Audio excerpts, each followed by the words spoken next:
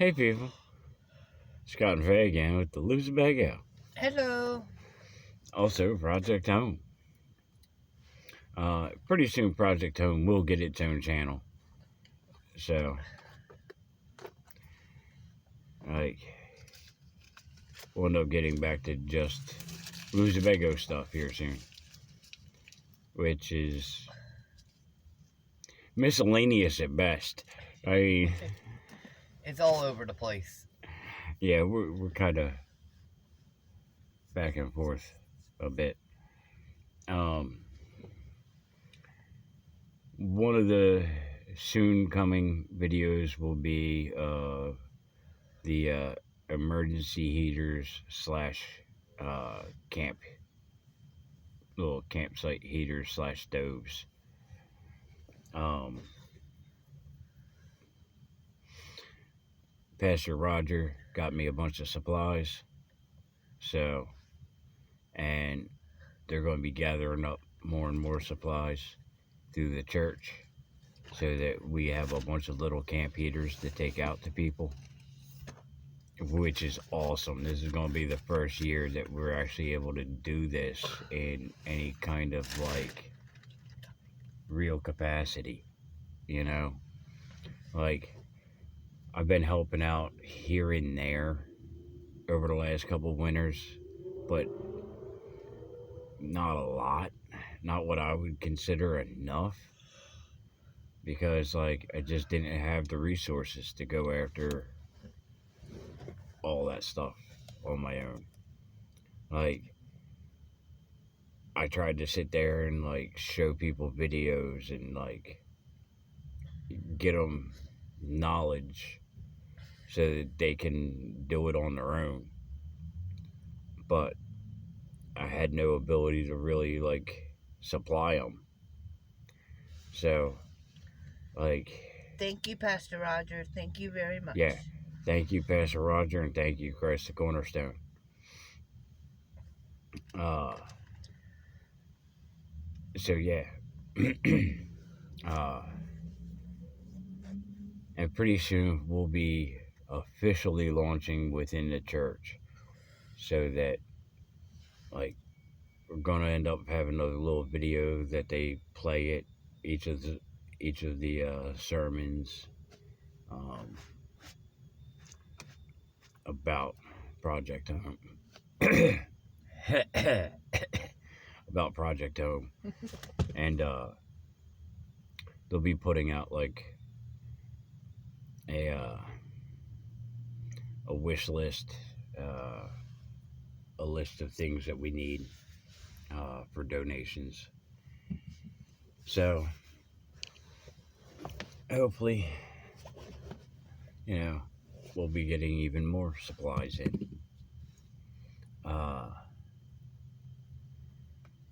Today we got a decent amount of stuff from the food bank.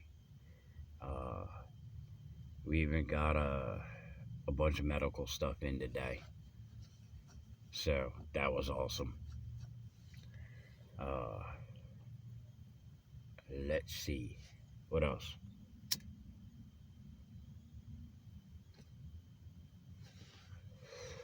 Oh, we've started working out a deal where, see, the food bank can't take in really stuff from restaurants and stuff. Yet restaurants still bring stuff down to them, like pre-made meals and stuff like that. So I worked out a thing with the food bank. If they call me up and we come and grab everything,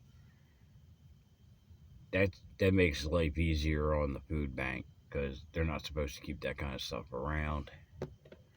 But if they can have somebody come pick it up and it doesn't have to be brought inside and like dealt with by them, then it it just makes their life easier.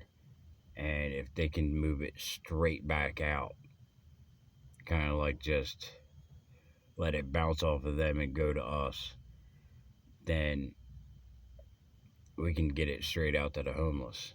So that's kind of awesome, you know, because that way, like, they have stuff coming in from like Chipotle, they have stuff coming in from all kinds of different places, and they usually don't know what to frig to do with it.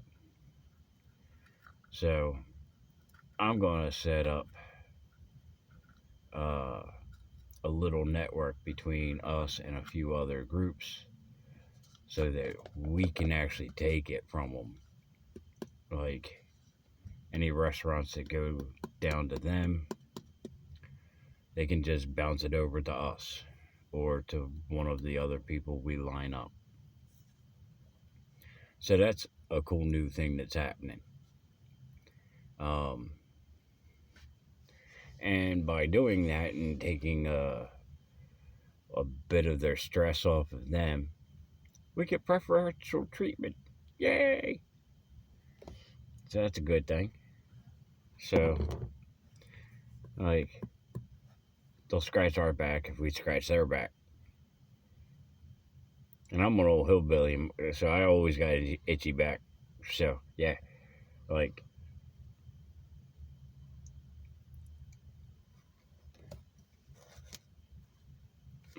there's all kinds of stuff that we've been getting in here lately.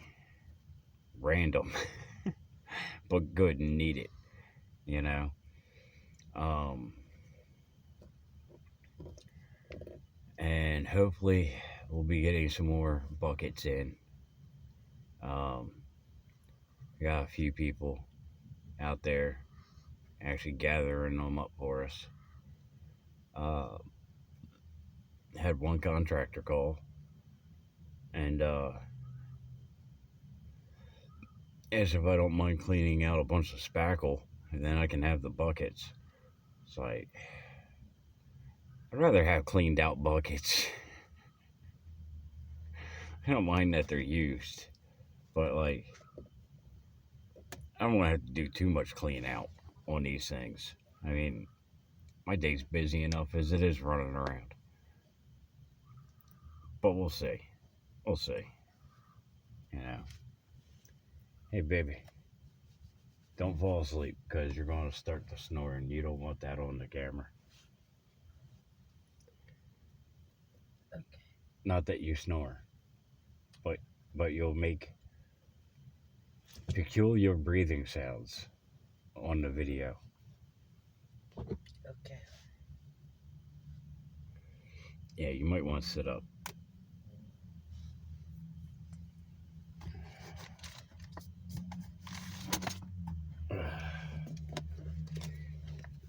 Yeah. Got a freaking clipboard full of stuff, including my business cards. That's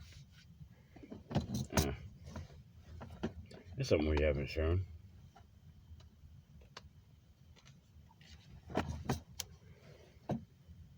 Church actually got us business cards. Hey. Oh. Hey. Oh. Yeah. Scott and Faye Bailey, directors of Project Home.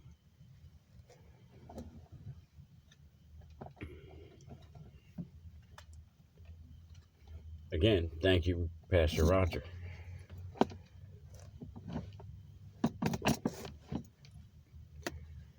I showed up over there one day and he just had a stack of them for me. He was like, I got something for you. Hold on a bit. Thank you. That's pretty cool.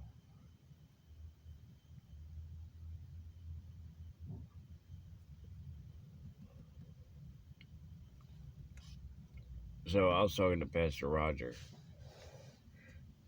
He was asking me, like, with the weather, like, starting to turn, like, what are people going to be doing? So I had mentioned to him, you know, if anybody's doing any events, like, where they use up any of, like, the sternos, save the empty cans for me, you know? He was like, what for? I was like, because you can refill them. He was like, really? I was like, yeah. for that matter, what works best is like a soup can or a vegetable can, like one of the larger ones. Something big enough that you can fit a roll of toilet paper down into after you pull the center tube out.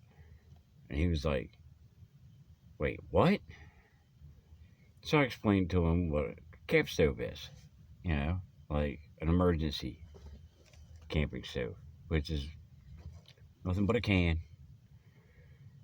Take a roll of toilet paper, you fold it up, you jimmy out that cardboard tube on the inside, so you fold up the toilet paper and slide it down into the can. You saturate the toilet paper with some rubbing alcohol, 70% alcohol, and you got yourself a little camp heater. I'll give you a flame of about yay tall. That'll burn for a good few hours uh, without having to be rebuilt.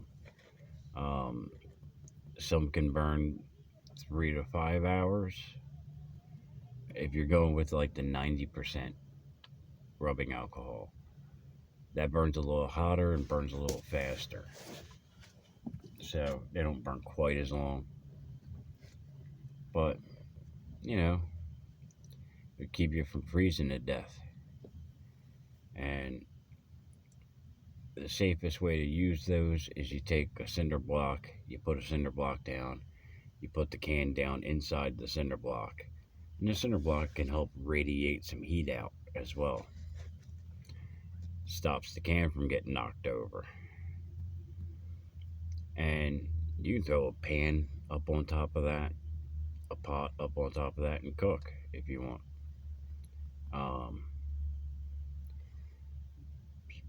The preferred method that I show people when I take the little grill tops out, I show them how to make those, because it's much easier to do something like that than it is to like try to like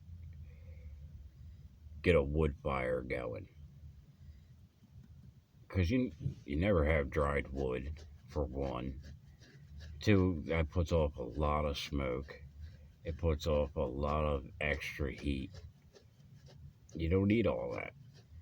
And when you're trying to have a stealth camp somewhere, having a big old rolling freaking bonfire until that thing calms down, it's not what you're looking for. It's not what you want. You want to be able to have a nice, small, controllable fire that you put a pot over top of, cook what you need to, put that puppy back out. And these little emergency camp heaters are perfect for that. So all you got to do is take a can that's a little bit wider than it, a little shorty can, like whatever, like a wide tuna fish can or whatever. Put it on top, snuff it out. It's ready to, it's sitting there ready to go for the next time you need it.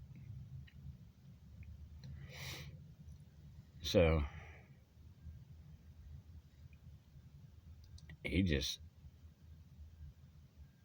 he was amazed by it and ran with it. Got us a bunch of alcohol, got us a bunch of toilet paper, got us some cans. So I can now go around and hook up at least a half a dozen campsites. And that's just right now. So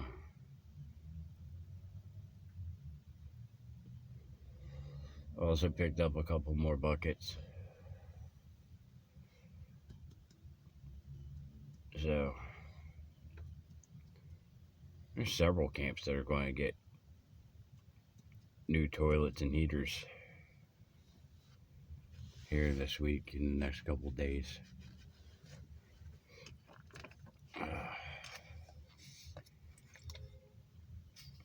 Today being Wednesday, they'll be getting Thursday and Friday.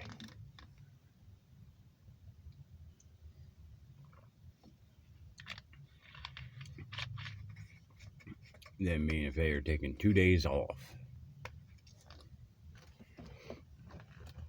I am not going to be traipsing into any freaking woods or into any like wooded areas for a couple days.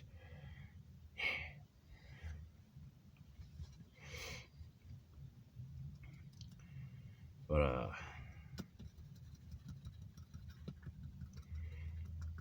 yeah, this last week has been nothing but wet, rainy, cold, nasty. I have not been having a good time with it.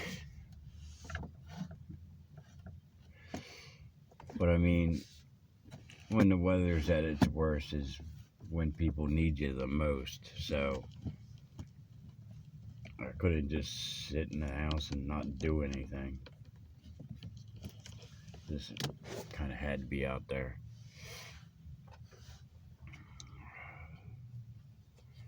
And it's a shame because it's just being the two of us. I mean, we can't hit everybody. We just can't. You know? We can't hit all the campsites. There's a bunch of people that I have, like, written down that people have told me about that I haven't even been able to get out to their campsite yet. Like, hey. Um, yeah, I got a small list of people I still need to go out and contact. But I mean, again, it's just the two of us, so like, at first we were working with like a smaller batch of people, and we could hit them pretty regular. Now we're kind of like hit and miss, like, because we're hitting so many different people. You know, we're getting spread around a bit, which is good. You know, because I don't want to only be hitting certain people. I want to hit everybody. But it's kind of hard to hit everybody. And there's 1,200 homeless on the census. But that's only out of the people that are actually on the census. And that's from 2020. Like,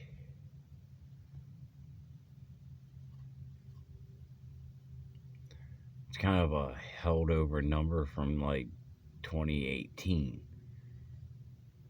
And we know damn well that, like, during COVID, like, the number of homeless freaking increased exponentially.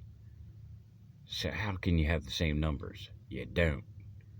You don't. They're just not being registered on the census because none of them are actually in Wilmington getting registered through their shelters.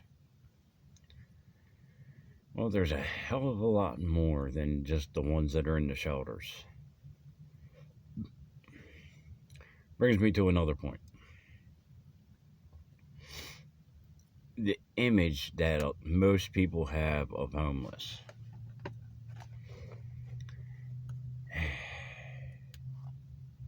is misconstrued. It's off base. What you're used to are the ones that you see. Very understandable, very easy mistake to make, which is a mistake that most people make. Even a lot of the service people that we come across. They tend to think of the homeless as only the ones that come through their doors. Well, most of your alcoholic homeless are pretty much stationed up near a liquor store. most of the addicts and the junkies, they stay close to the shelters in Wilmington. They stay close to where the drugs are. So, when it comes to those shelters, a lot of homeless that aren't alcoholics, that aren't on drugs, they don't want to go into those shelters because it's the junkies and the addicts that steal from each other. They don't want to go in there and have their stuff rifled through. They don't want to go in there and deal with like all of those guys. They just don't want to. They don't want nothing to do with them. So most of your sober, straight-laced homeless are out in campsites. You know, trying to stay as far away from those homeless as they can possibly get. So most of the general public don't ever see the straight-laced, cleaner, sober homeless. And when you do see them, you don't necessarily realize that they're homeless.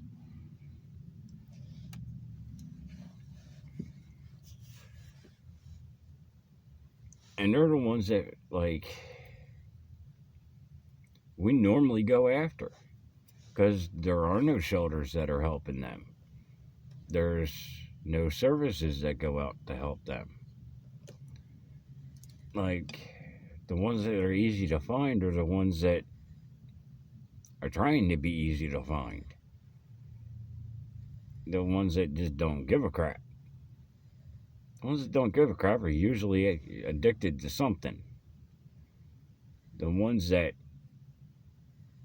no, they're not addicted to anything. They don't want to, they don't want people sitting there giving them the hairy eyeball. They don't want to be treated a certain sort of way. They're usually camped up out away from people, just trying to like mind their own freaking business. And that's more than half of the ones we deal with. So,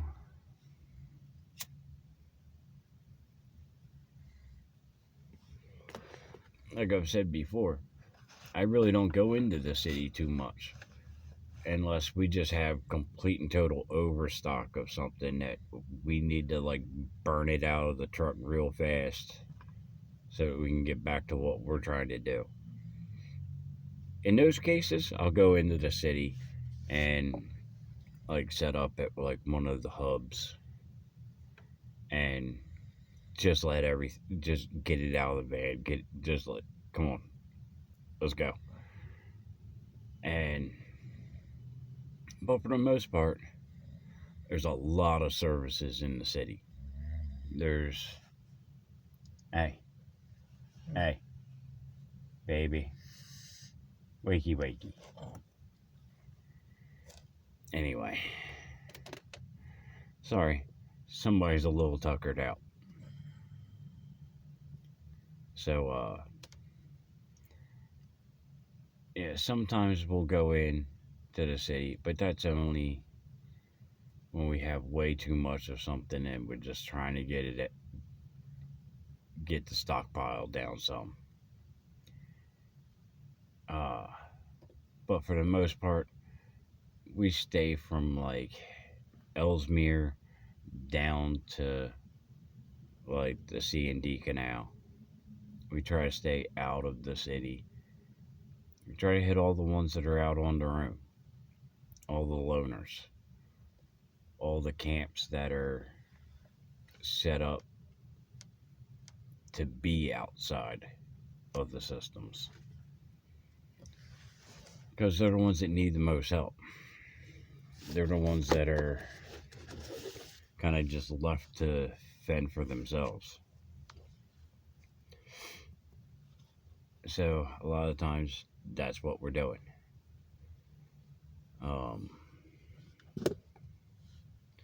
Now there's still those same type of homeless out there too. You still have alcoholics and you still have some junkies. But the numbers are different, you know. In the city, it's hard to find homeless that are sober.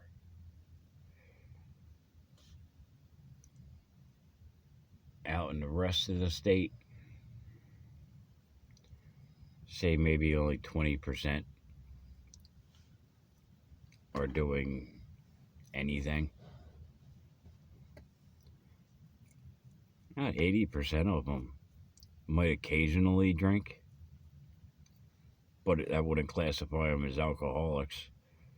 Like, they'll drink a beer with you if you got one. Or, like, if they've had a real bad day, they might go get a shot. Like the $1 shot bottles. But they're not hardcore alcoholics. They're not hardcore junkies. Like, most of them will drink a beer or smoke a bowl.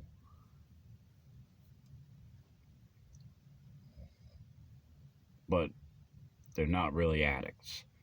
So that's what we deal with the majority of the time.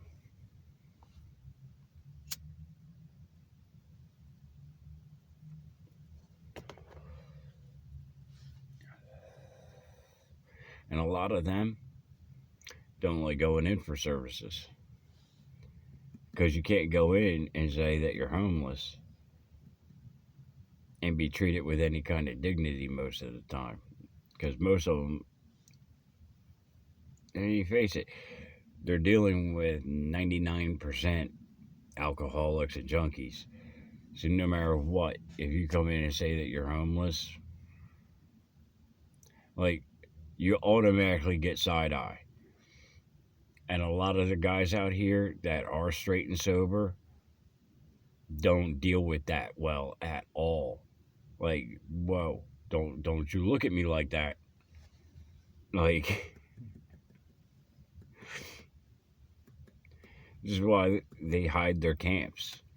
You know, they don't want the general public to even know that, like, they're on that kind of hard time. Which is part of the reason why it's so hard for us to get anybody willing to even, like, get on camera. Because they don't want to be on camera. A lot of them just, nope, mm-mm. So, I don't even bother. I don't even bother trying to do interviews most of the time. Because most of them don't want to be labeled. But anyway.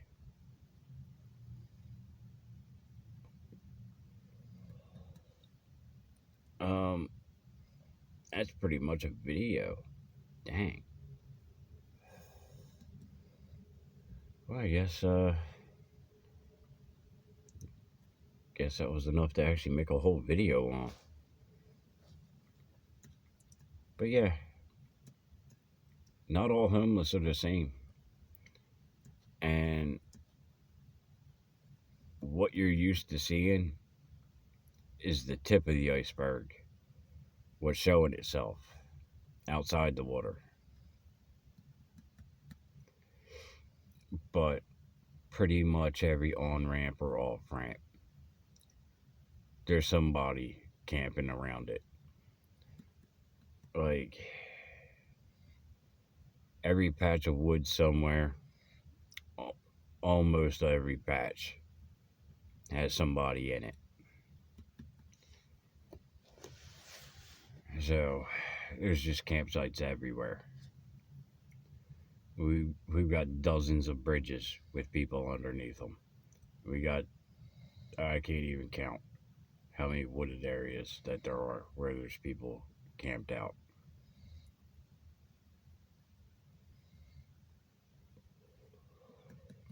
Some of them are downright ingenious. Some of them are so out in the open that you don't even notice them. It's funny. I mean, it's sad, but it's funny how, like, you can see something and not notice that it's actually a campsite. But anyway, I love you guys. just giving you a little bit more info. Um,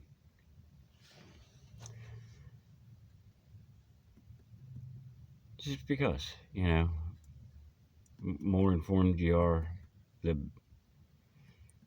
better decisions you get to make, you know?